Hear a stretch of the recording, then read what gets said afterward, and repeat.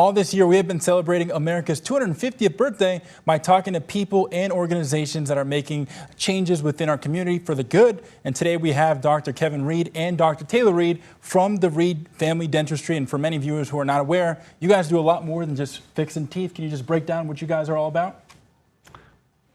Well, I think historically, we need to go history. It's the 77th year. And the three dates are 49, 82, and 2017. My father, me, and now Taylor. So 3 generations. And what we're about is excellent dentistry and providing it in a relationship way with patients. Supporting the patients, supporting the team, supporting the community. Absolutely. That's what we're about. No, I can imagine. And how is it like to work with your father and seeing your grandfather, obviously, as well within this family business, seeing it thrive? 77 years. I mean, a lot of businesses don't even last 5, right? So. Yep. Yeah, it's been really special. We've been able to see patients and bring them full circle, and they can tell me stories of my grandfather working on them. Of course, things were a lot different back in the 40s, 50s, and 60s, working with my dad. And then me getting to see them and see the generations is really, really special. And that's what we love about what we do and why supporting the community is so important to us, because we get to have those long-term relationships and it's really rewarding. Absolutely. And can you share more about, again, helping out the community and ways that you guys do that? You know, I think there's so many aspects of the community that make Memphis, Millington, Shelby County, Tipton County special. We've had our hand in lots of different things throughout the years, really. Been around for 80 years. So there's been lots of different areas that we've been involved in. All of those are special. And it's really about helping the community thrive. You could probably give some examples of you and your dad as well and things that we've done 20, 30, 40 years. You know, my dad in the 50s, early 50s, was a founding member of the first Chamber of Commerce. He was a founding member of the first Rotary Club there. And then in 2000, 1998, 99, I was a part of the changing of the Chamber to a bigger organization so I could serve more, because we were starting to get more growth and we wanted more growth. The Rotary had fallen away. It wasn't there, so I was a founding member in the next rendition of the Rotary Club. We started 1998. We started Leadership Millington, which has been going on since '98 and has had over 400 graduates. And it's like Leadership Memphis or Leadership Tipton County and all that, but it wasn't there. So we started that. We started 1999. We started the Millington Education Foundation, and our office was a big part. We were not only the founding members, but there was about 3 or 4 of us that put that together. And that's still there, supporting the schools. So really big with schools, really big with the community economics. We're really big with the churches. We'll partner with so many churches because they'll have something going on to where they're doing Christmas for kids at Atoka Elementary or Millington Elementary, and we'll come in and help them with that. Or they'll one of the banks does backpacks with the kids, and so we're a part of that. So anything that supports the growth of the community and gives back, that's what we're about. Absolutely. And what is it like seeing your business grow with the city and developing that relationship? Like you just mentioned, you used to work with your father. He was your mentor. Now you're his mentor. So what is that like? It's a complete, I'm sure it's unreal sometimes to kind of just sit back and reflect on that. Yeah, best way I can describe it, and I'll let him describe how he feels about it, but the way I felt about it was in 2017, the first 6 months or so, we have 2 offices. So we sometimes split days. I might be in Covington, he might be in Millington, blah, blah, blah. We are together 3 or 4 days. But anyway, at that point in time, he's brand new, and so I said, we're just gonna be together for 6 months.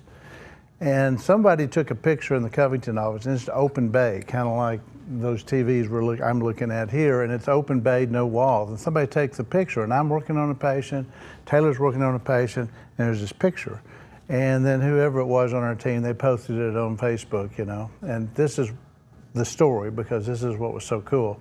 I remember the only comment I had, I looked at that, I got tears in my eyes, and I said, well, I now know how my dad felt 36 years ago. Wow. I didn't really know that, right? I mean, I didn't think about what it meant to him And so that's the way I've felt. It's just been great. Absolutely. And how did it feel, obviously seeing your father and your grandfather running this business and you deciding, you could have done anything that you wanted and saying, you know what, I want to contribute to this legacy and I want to be a part of this?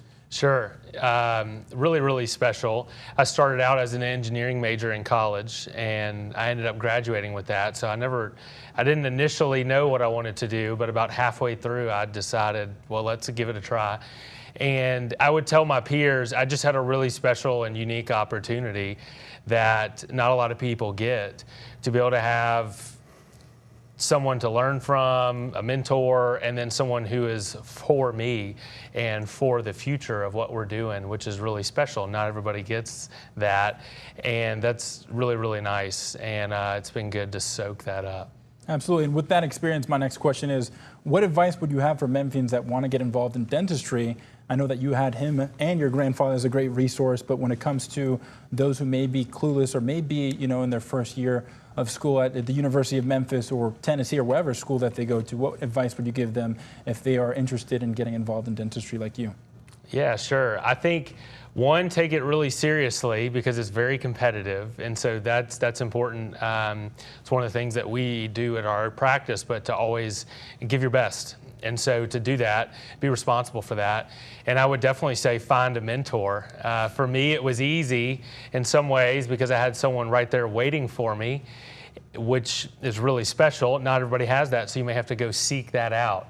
But we don't know everything. And so you don't know what you don't know a lot of times, but being able to learn from somebody else, to be with somebody that you respect, that you can learn from, but also learn with and kind of grow together.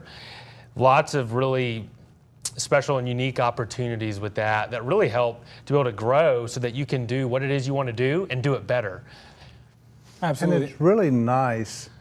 I would speak to that a little bit. It's really nice my whole career. I've just started my 45th year. Some people say I should end it, but I don't feel that yet. But it's really nice having another dentist in the office with you that you can bounce back and forth, even when it's a matter of the younger one learning from the older one, but then eventually they kind of become equal like we are now, and you're just sharing great ideas and bouncing it off each other. And he's my 7th associate by intention. And starting in 2000, I had one every 2 years. I would recruit them from the University of Tennessee College, which they wouldn't all be eligible because they're not all staying here. Try to find the best one, and I promised them 2 years, and they could stay a 3rd year, and then they had to leave. Because Taylor was 10 at the time, his older brother was 15, and didn't know what they were going to do. But I committed to being that mentor, not to just give them a spot over there, but be the mentor that showed them as much as they wanted to see.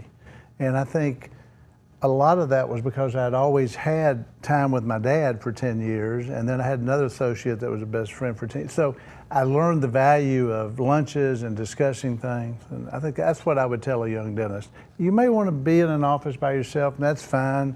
I wouldn't have seen that for me as fast a learning curve, but definitely you want to associate with other dentists and find mentors. I'm sure that anybody, even if you don't want to be a dentist, you can learn from what you both just said, but they say that, when it comes to looking at somebody's shoes, you can tell a lot about them. Would you say that the same applies for teeth? Well, that's probably true. That's true. Yeah. I would say go ahead. Yeah, we can, I can see a past patient's teeth or maybe some x-rays or something, and I can pretty quickly learn a lot about that person. And we also can remember the stories about that person and what's going on in their life, which is fun. Yeah, I see somebody in Kroger, I know they're a patient. I'm pretty sure, I can't remember the name, but I just think if they just lay down and let me look at them upside down and see their teeth, I'd know that was Miss Jones, you know what I mean? One concept that I think is really cool that is a part of what we are, my dad did it in his own way, in a more quiet way, and maybe I was a little more vocal about it. But we both went to an institute down in Miami called the Pankey Institute. We did it at different times, obviously 30 years apart. And it's like 6 continuums, it takes like 5 or 6 years to get through it. And it's some of the best didactic teaching, but it also talks about the philosophy of dentistry. And it really changed I mean, Dad had it moving in that direction, but it changed even more. And the founder was L.D. Pankey, or they named it after him. He was not around when I was there, he was already dead. But the reason I share that, one of the comments that he would make that we've adopted as a mantra for us is he would look at his students, other young dentists, and he would sternum peck them, kind of do this when he wanted them to listen to him. And he was shorter. You just mentioned we were all tall. He was shorter. And he'd peck you right here, Elliot, and he'd say, listen to me. You're never going to have a tooth walk in your office unattached. They walk in attached to a living, breathing human being. You know how to fix the tooth, but what's more important is being with the human being. And that is huge for us. Yeah, relationships with the team, individually, and with patients, and the community. Very important to us. It's full circle because we can't do what we do without relationships. We can't do what we do well without prioritizing relationships. We don't see ourselves as just a dental office who does dental work. That is what we do a lot of the time. But our mission and vision is so much bigger. Recently, this past year, we sell water picks and toothbrushes for our patients. We took the profits of those.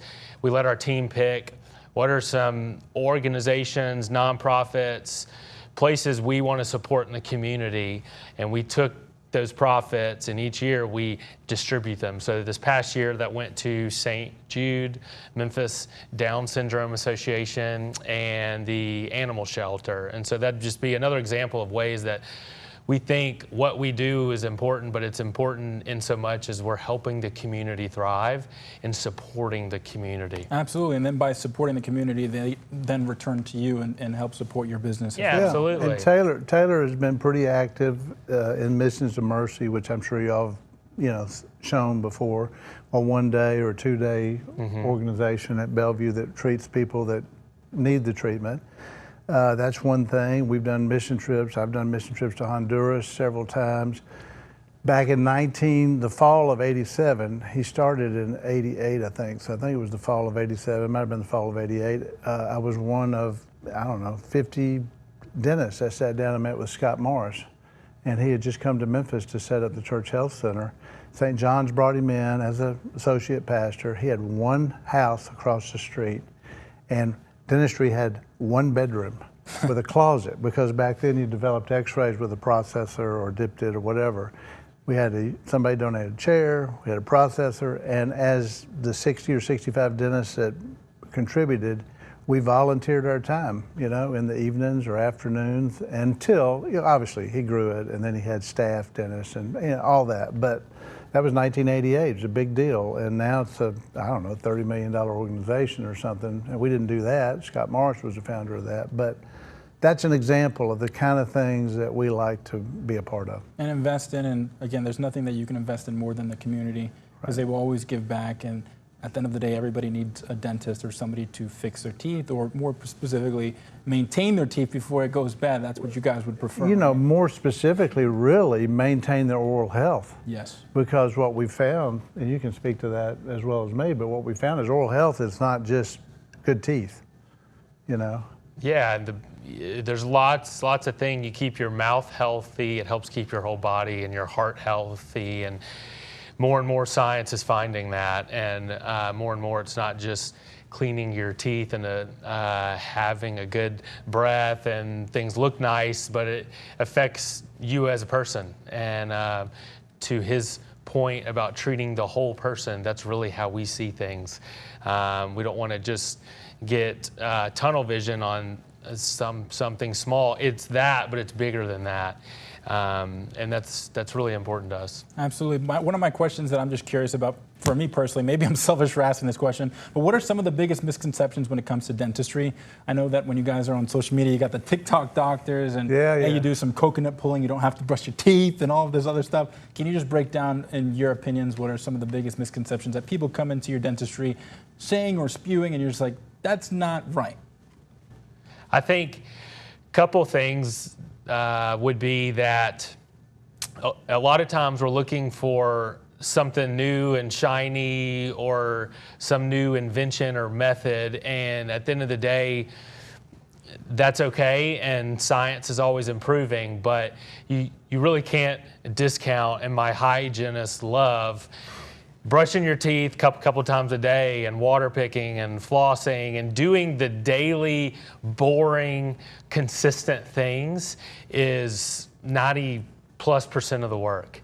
And occasionally there can be some other things that we need, but it's nothing flashy. The other side of that is about 50% of what's going on is going to be genetic, and you don't have a lot of control over that. So we try to do as much as we can to control the other 50%. You know, one of the things I've heard my whole career by a lot of people, we will see something and we'll say, well, we need to take care of that so it doesn't get worse. And they'll say, well, I mean, really, I don't really want to treat something. I mean, it doesn't hurt. You know, it doesn't bother me at all. And my comment has always been, in dentistry, there's kind of a general law. If it hurts, it's probably gone too far, and now we're into a whole bigger road. And so I think that's a misconception, that you can actually, as a patient, see and know, well, you know, my teeth look good, it must be fine. You need the periodic exams, and you need to catch up. And one of the things we've done in the last 7, 8, 10 years, I guess, is, this sounds kind of crazy, but we measure around each tooth how many different times it bleeds when we're doing the initial exam, every time you come in. And if you do, I'd have to do the math, but say 28 teeth times 6 spots, whatever that is, 160 something potential bleeding places, just where you're checking around, not jabbing them. Our goal is to get people to 15 or under. And when we do that, and we're very successful at doing it, but by engaging them, you know, when they come in and theirs is 89, they're going, oh, geez, 89. And you go, well, we're going to 15, and we're going to get you there, and this is what we got to do. And it's not painful. Doesn't take that many visits. Does take some home help with you. And all of a sudden they come in and it's like 15, and then it's 12, and then they're competing with their spouse about what their number was, and it gives them something to compare. But the reason that's important is not because it's blood, but because the blood is taking in the bacteria from the mouth, and that's putting that everywhere else, and that's the connection to hurting diabetes, heart disease, all those kind of things. So that's, we're doing a bigger service than just giving you a pretty smile, but if that's what you want, we can do that too. Yeah, absolutely. Yeah, and I think we take that full health care really seriously. For a lot of people, statistics would show the dentist might be their only healthcare visit for that year, because not everyone is as current as we should be, and I'm guilty of that as well, to get our routine physicals and all sorts of things. So there's things we can do to try to help, again, the whole person, whether it's just taking your blood pressure, and we can see signs of inflammation or possible signs of other things going on in the body by what we can see in the mouth, because sometimes, to your earlier question, that tells the story of the person, maybe, of like, hey, you should maybe get that checked out. And we have some stories of some patients where we were taking some routine blood pressure or checking some routine things out, and ended up leading us to point them to go to another healthcare provider to take care of some things that they were not aware were going on. No, maybe a heart valve replacement. Wow. Maybe they think their blood pressure is under control because they've been taking the same medicine for 10 years, and it's 220 over 120. I mean, it's stroke level. And so that's, you know, definitely there. You don't catch that all the time, but it is obviously something that is a part of the exam that's really important, and it's beyond the teeth. Absolutely. One of my last questions is, how much has technology advanced during your time in the practice field? I know that you probably saw some things that your dad was doing. You're like, oh, wow, things have come a long way, and I'm sure that you probably can say the same thing. So can you speak on the that? mantra, and I'm going to let Taylor really share about the technology that we have now. I would say the mantra that my dad had when I first came in, he would say, look at everything you do and look back 5 years. If you're doing it the way you were 5 years ago with the same equipment and the same knowledge and technology, you're not in the game. You're not trying to learn and be better. So if I take that back 45 years, that's 9 transitions, right? It's unbelievable, the difference. We didn't add digital x-rays, which is not the processor and all that, which you don't know anything but digital x-rays until 2004. But the panoramic, which is that one that goes around your head, Everybody gets that now. My dad got that in 1968 after going to the National Convention. He was one of the first ones to have it. Nitrous oxide around the same time. That's back then, but what's now? It requires, I would say it's probably speeding up, and it requires constantly investing in new technology and new things, being aware of that, being willing to learn new things and new techniques. We hear now that the world is going digital and AI and all sorts of things going on, and that absolutely affects what we are doing. Now, a lot of what we do would be called digital and not as much analog as it used to be, meaning we're doing less GUI impressions that are physical, and we're doing more digital scanning and pictures and cameras and videos that then we can create 3D models on computers and lots of crazy stuff that's really fun, because if we want what's best for our community, we want to give them our best because we think that that's what they deserve, which means investing in the best technology. Radiographic changes. It allows us to do things better. How we do our radiograph now, right? Our radiographs. Instead of two-dimensional, they're now three-dimensional. I mean, we had two-dimensional also, but we can take them back to a CT machine and get 3D. We didn't have that till 8 or 10 years ago. It's incredible. Absolutely, but we can talk all day. We appreciate everybody for watching. Thank you so much to Kevin, and thank you so much to the family for joining this show specifically. Again, I was filling in for our anchor, Kevin, or Ruben, who is not here today. But in terms of what you need to know in terms of dentistry, and more specifically, all of the hard-earned money that you have shared back with the community, Memphis appreciates you. So we want to shed some spotlight on your business, and we appreciate you for coming in the studio. Thank you for having us. Thank you for having us. Thank you, sir.